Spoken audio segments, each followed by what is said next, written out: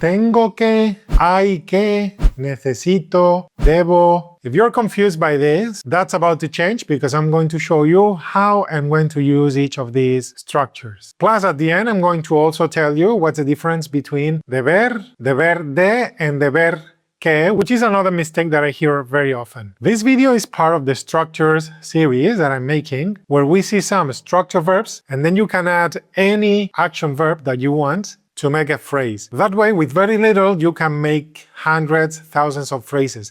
It's kind of like a shortcut to speak faster and express yourself better.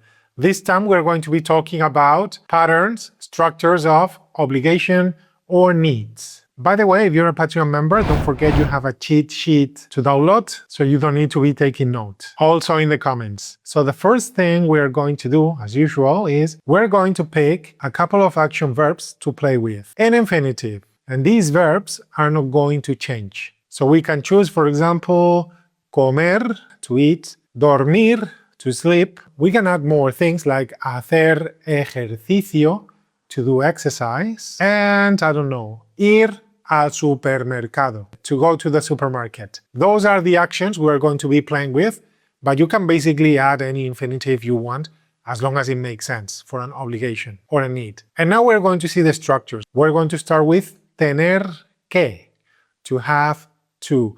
Don't forget que. And the way it works is we conjugate the structure verb, depending on the subject, the tense that you want, and the infinitive stays the same. For example, I could say, tengo que comer, I have to eat. Tengo que dormir, I have to sleep. Tengo que hacer ejercicio, I have to do exercise. Tengo que ir al supermercado, I have to go to the supermarket. That's it. We can also make it negative. No tengo que comer, I don't have to eat. No tengo que dormir, I don't have to sleep. No tengo que hacer ejercicio, I don't have to do exercise. No tengo que ir al supermercado, I don't have to go to the supermarket. Now we can change the subject. I could say, tú tienes que comer, you have to eat. Tú tienes que dormir, you have to sleep. Tú tienes que hacer ejercicio, you have to do exercise. I don't recommend saying this to anybody, it might be a bit sensitive. O tienes que ir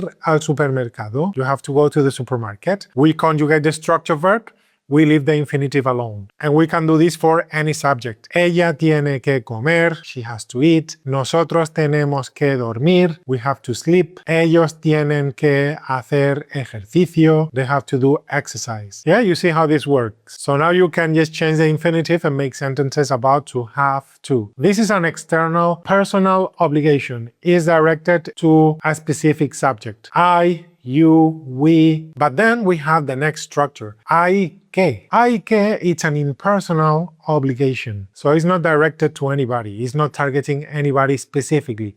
It is the same for everybody or anybody. It's kind of like saying one has to eat, one has to sleep, or we have to eat, we have to sleep. But we don't mean a specific person or group of people specifically. In English, normally you make it personal by saying we or you. Like to travel, you have to have money. I don't really mean you, I mean anybody who wants to travel has to have money. So that's hay que. And we like to use this one because first, you don't need to conjugate anything. You just say hay que comer, hay que dormir, hay que hacer ejercicio, hay que ir al supermercado. It's a general obligation or general rule for everybody. So there is no conjugation. That's why we call it impersonal, no person. And the second thing that is nice about this is that you are not targeting anyone specifically, so it sounds a bit softer or passive-aggressive too. Like if my wife says, hay que ir al supermercado, she's not saying who, but she's saying who.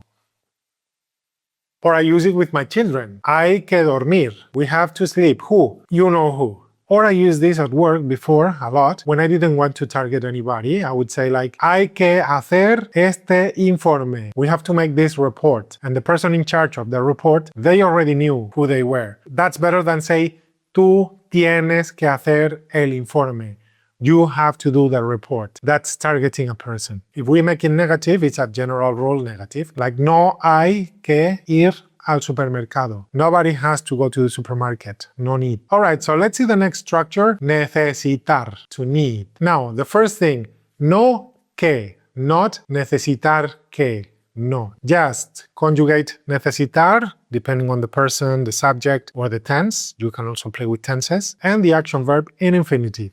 That's it. So, necesito comer, necesito dormir, necesito hacer ejercicio, necesito ir al supermercado. Not necesito que comer. That doesn't exist in Spanish. Negative, no necesito comer, no necesito dormir, and so on. Now, what's the difference between tengo que, hay que, necesito? Necesito, it's more of a serious thing. It's more an internal thing that if it doesn't happen, there's going to be a problem.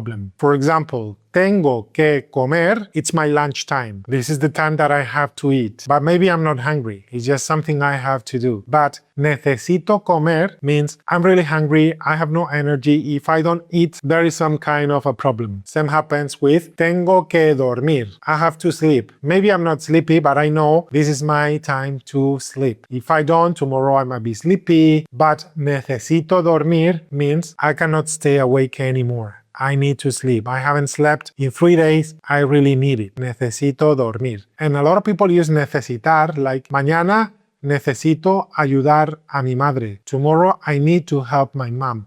No. Your mom needs your help, but you don't need to help her. Like if you don't help her, nothing will happen to you. Unless you mean that you have that need, internal need to help her because otherwise you feel really bad. But the most normal way to say that is mañana tengo que ayudar a mi madre. Tomorrow I have to help my mom. It's an obligation, it's a chore, it's a task I have to do. Do you see the difference here? And you can also change the subject. For example, to ask a question, ¿necesitas comer? What about the next structure, deber? Deber, we have two forms. The present simple, meaning must. And this is to express an obligation, but it's very serious, it's very formal, and it's kind of like a moral thing. So we don't normally use it for normal things like comer, dormir. We don't say debo comer, debo dormir. I must eat, I must sleep. Sounds like a robot. It sounds like too formal. For that we use tengo que comer, tengo que dormir, and we reserve debo for moral things like debo ser amable. I must be kind. Something moral, like the right thing to do. So when in doubt, just use tengo que, safer. Unless it's the negative. The negative is different. If I say no tengo que ir al supermercado, I don't have to go to the supermarket, it means that if I want to go, I can go, but I don't have to. It's not my chore. There is no need for me to go, but I still can. However, no debo ir al supermercado, it's kind of like a prohibition, like I'm not allowed to go, even if I want to. You must not go to the supermarket. So basically it works the same way as in English, I think, right? We can also conjugate this one. Tú debes, ella debe, nosotros debemos. And we can also use it in the conditional form. That's a second form. When we use it in the conditional, debería, that means should. So that's not an obligation, that's a suggestion, it's an advice. Debería comer, I should eat. Like now is my lunchtime, I'm not hungry, but I know I won't be able to eat in the next 5 hours. So, debería comer, I should eat. Debería dormir, I should sleep. I'm watching Netflix, I'm not sleepy, but tomorrow I have to wake up early. Debería dormir is a suggestion. So I look down on my belly. Uy, debería hacer ejercicio. I should do exercise. You see the difference here? And then we have deber